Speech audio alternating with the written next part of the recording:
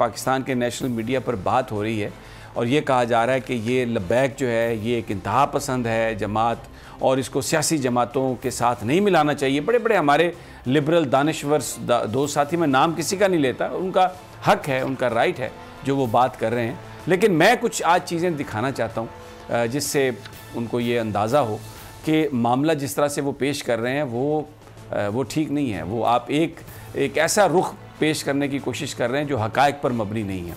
सबसे पहले तो आ जाएं कि जनाब ये जो धरने थे ये क्यों दिए गए। सबसे पहले कि ये जो मार्च किए तहरीक लब्बैक ने, क्या ये वाकई वो स्टेट के ख़िलाफ़ बगावत थी?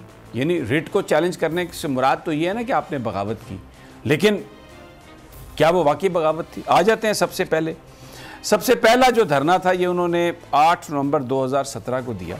और ये क्यों दिया? ये इसलिए दिया था कि जो कौमी असम्बली के अंदर जो नॉमिनेशन जो पेपर्स हैं उसमें जो कुछ सेक्शन हटा दिए गए थे जिनका ताल्लुक़ ख़त्म नबूवत से था, और ये डिमांड थी तहरीक लब्बैक की कि वो जो कानून में आपने तब्दीली की है रात की तारीकी में चोरी छुपे, जिसको बाद में ये कहा गया कि जनाब ये एक टाइप की मिस्टेक हो गई थी, वो टाइप की मिस्टेक नहीं थी, वो लॉबी जो जिन्हें हम कहते हैं जो कादियानियों के नुमाइंदे हैं, वो उनके लिए कुछ आसानियाँ हासिल करना चाहते थे और उस पर तहरीक लब्बैक ने पहला धरना दिया। अब ये मुझे बताइए कि ये कहाँ पर रियासत की जो रिट है उसको वो चैलेंज कर रहे थे। हुकूमत ने अपनी गलती मानी और ज़ाहिद अहमद इस्तीफ़ा देना पड़ा। फिर उसके बाद दूसरा जो धरना था वो अगस्त 2018 में उस वक्त उन्होंने दिया जब हॉलैंड के रुकने पार्लियामेंट गैरेट विल्डर ने यह कहा कि जो मुतनाज़ा खाके हैं, जो नबी पाक सल्लल्लाहु अलैहि वसल्लम की शान में जो गुस्ताखी हो रही है, वो उन खाकों की एक नुमाइश कराना चाहते हैं, जिस पर ये जो बड़ी बड़ी सियासी जमातें हैं खामोश रहीं, किसी ने कुछ नहीं बोला। तहरीक लब्बैक ने इस पर धरना दिया, शाह में इस पर हुकूमत को मजबूर किया और वज़ीर ख़ारजा शाह महमूद कुरैशी ने हॉलैंड के सफ़ीर से भी मुलाकात की और बिल आखिर वो जो मुतनाज़ खाकों की नुमाइश थी हॉलैंड ने उसको मनसूख किया।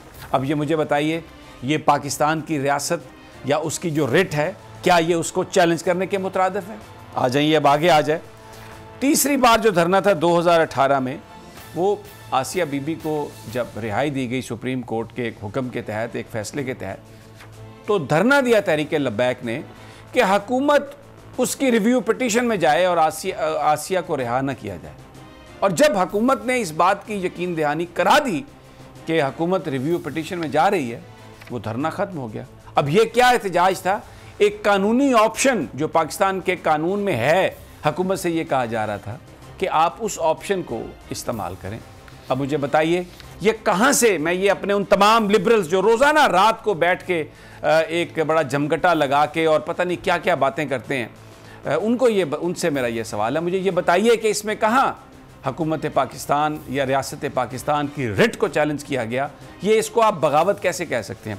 फिर जो आखिरी जो 3 धरने हैं, 4 नवंबर 2020 में फ्रांसीसी सफ़ीर को निकालने के लिए किया गया।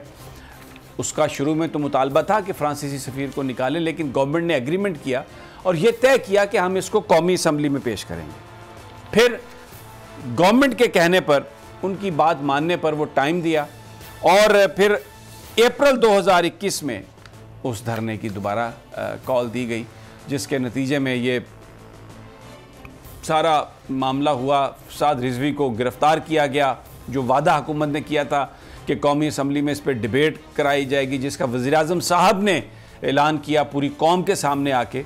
जो एक अहद शिकनी की इस हुकूमत ने, झूठ बोला इस हुकूमत ने और इल्ज़ाम लगाने की कोशिश की। ये कहा कि जी ये तो कहते हैं कि फ्रांसीसी सफ़ीर को निकाल दिया जाए और ये हम कर नहीं सकते। वज़ीर-ए-आज़म साहब भी आ गए, आज बड़ा फ़लसफ़ा खुद ही बयान कर रहे थे और फरमा रहे थे कि बिल्कुल इंसान जो है मुश्किल रास्ते पे जाए, इकबाल की खुदी, किसी से ना घबराए। लेकिन इधर पाकिस्तानी कौम को ये बता रहे थे कि ओहो हो, वो फ्रांस का GSP प्लस स्टेटस चला जाएगा, बड़ी प्रॉब्लम हो जाएगी, इसलिए आप चुप कर जाएं, वो जो करना चाहते हैं उन्हें करने दें। वो उस अहद शिकनी पर याद दिलाने के लिए जनाब वो अक्टूबर में ये जो धरना था, ये एहतजाज तब शुरू हुआ जब फेडरल रिव्यू बोर्ड ने, जब सूबाई यानी पंजाब के रिव्यू बोर्ड ने साद रिजवी की जो गिरफ्तारी थी उसको नज़रबंदी को कलअदम करार दिया, लेकिन हुकूमत, पंजाब हुकूमत फिर बददियानती, बदनीयती, झूठ पर उतर आई और उन्होंने साद रिजवी को रिहा नहीं किया। तो जिस पर एक पुरअमन एहतजाज हुआ और हुकूमत से यह कहा गया कि अपना वादा पूरा करो। वादा क्या था कि जो आपने असम्बली में बिल पेश किया था उस पर आगे की कार्रवाई करो। मुआहदा हुआ, उसको खुफिया रखा गया और यहाँ पर यह तासुर देने की कोशिश की गई। मुझे बड़ी हैरत है, वो बड़े काबिल एहतराम हमारे जिनको जो हमारे साथी, वो इस कदर भोंडे अंदाज में गुफ्तगू कर रहे थे और ये कह रहे थे कि ये अगर फ्रेंच सफ़ीर का असल नुक्ता था, अगर उससे पीछे हटना था तो फिर ये एहतजाज की क्या ज़रूरत थी, ये तो नबी पाक सल्लल्लाहु अलैहि वसल्लम का नाम लेके आपने सियासत की। यानी जो वो इल्ज़ाम लगा सकते थे उन्होंने इल्ज़ाम लगाए इस तहरीक को, जो एक सियासी तहरीक है, इसलिए कि ये अलामा ही कहते हैं कि अगर आप दीन को सियासत से जुदा कर दें तो फिर वो रह जाती है चंगेज़ी। हमारा दीन मगरब की तरह नहीं है। ये जो लोग बात करते हैं ना कि जी यूरोप ने तरक्की इसलिए की कि उन्होंने जो चर्च था उसको अलहदा कर दिया, वो उनके मज़हब में होगा। रियासत मदीना या जो मुस्लिम रियासत है उसमें खुलफाए राशिदीन फैसले बैठ के मसाजिद में करते थे और दीन और सियासत अलग नहीं है। हमारे यहाँ मुनाफकत की इजाज़त नहीं है और जिसको आजकल जो सबसे बड़ा मुनाफिक है उसको कहा जाता है बड़ा डिप्लोमेट है। ये तो बड़ी कमाल की बात है, ये बड़ा सियासतदान है। ये हमारे दीन में इस बात की इजाज़त नहीं है। सच, हकीकत और ये जो कहानी के जी आप ये इन जत्थों के आगे, ये जत्थे नहीं है। 23 लाख वोट लिए इन्होंने पाकिस्तान के इलेक्शंस में और अब ख़तरा ये है कि आने वाले इंतखाबात में अब ये पॉलिटिकल पार्टी के तौर पर ये एक्ट करेंगे तो इन्होंने एक मैसेज दे दिया है कि हम कभी यू टर्न नहीं लेते। हम जिस बात पे खड़े हैं, मेरे आका मोहम्मद मुस्तफ़ा सल्लल्लाहु अलैहि वसल्लम की नामूस, और वो नामूस सिर्फ खाकों तक महदूद नहीं है, मैनिफेस्टो है। रियासत मदीना जो नबी पाक सल्लल्लाहु अलैहि वसल्लम ने और खुलफाए राशिदीन ने कायम की, सादा, कोई उसमें कॉम्प्लिकेशन नहीं है, कोई मुनाफकत नहीं है, कोई झूठ नहीं है, सीधी मेरिट पे बात हो, लोगों के सामने बात हो।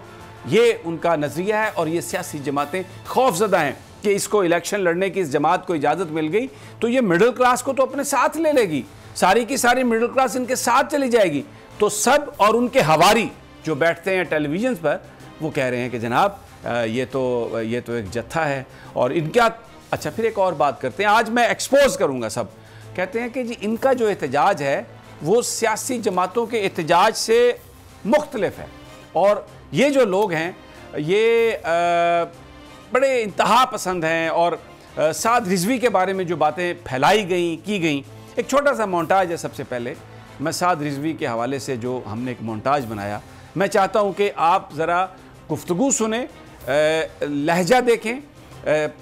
पंजाब की भी ज़बान है, उर्दू भी है, इकबालियात हैं। आइए देखते हैं ये मोन्टाज। कहता तेरी निगाह से सीनों में दिल कांपते थे, खोया गया है तेरा वो जज्बे कलंदराना। कोई बात नहीं, जो मर्जी कर लवो, सारा कुछ भी तुसी ले जावो।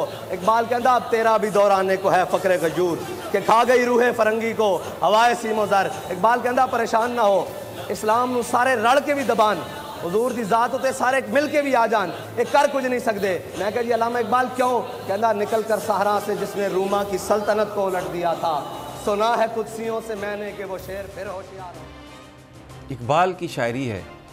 इकबाल का जो फ़लसफ़ा खुदी है, जो कौम को ये बता रहा है कि अपने पाँव पे खड़े हो जाओ और किसी से डरने की ज़रूरत नहीं और अपने आका की नामूस सिर्फ खाकों की मज़म्मत में नहीं है, अपने अंदर भी तब्दीली लाएँ, अपने अंदर तब्दीली लाएँ, इस निज़ाम को तब्दील करें। ये जो एक मगरब का निज़ाम हम पर नाफिज कर दिया गया है, ये मुल्क इसलिए हासिल नहीं किया गया था। ये एक सिंपल सा मैसेज है।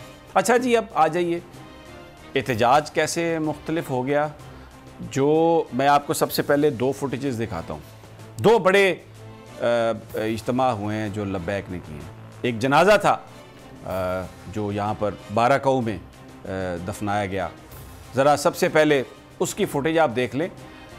लाखों लोग उसमें शरीक थे। मुझे बता दें, किसी सड़क पर कोई एक पोल भी किसी ने गिराया क्या? कोई एक खंबा गिरा? कहीं पर कोई थोड़ी टूट फूट हुई? प्लीज़ वो दिखा दें जी, वो वीडियो जो आपके पास है।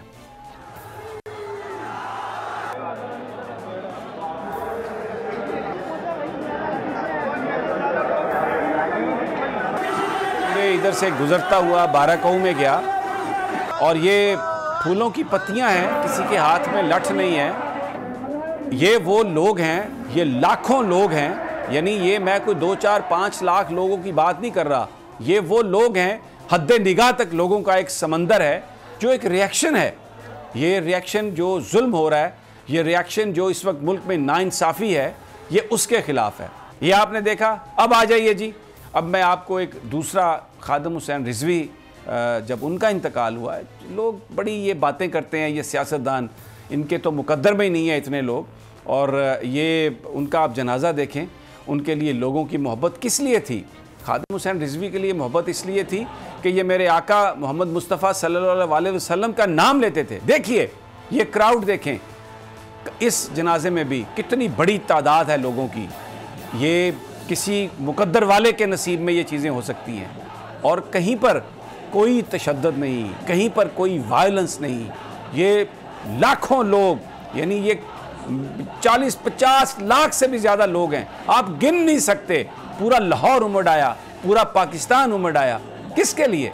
मेरे आका मोहम्मद मुस्तफ़ा सल्लल्लाहु अलैहि वसल्लम के नाम की बरक़ात हैं। और अगर कौम इस नाम पर आज इकट्ठी हो जाए और ये फैसला कर ले कि हमने किसी के आगे नहीं झुकना, ये क्या बेचता है फ्रांस और क्या बेचता है ये कोई जज्बाती बात नहीं है।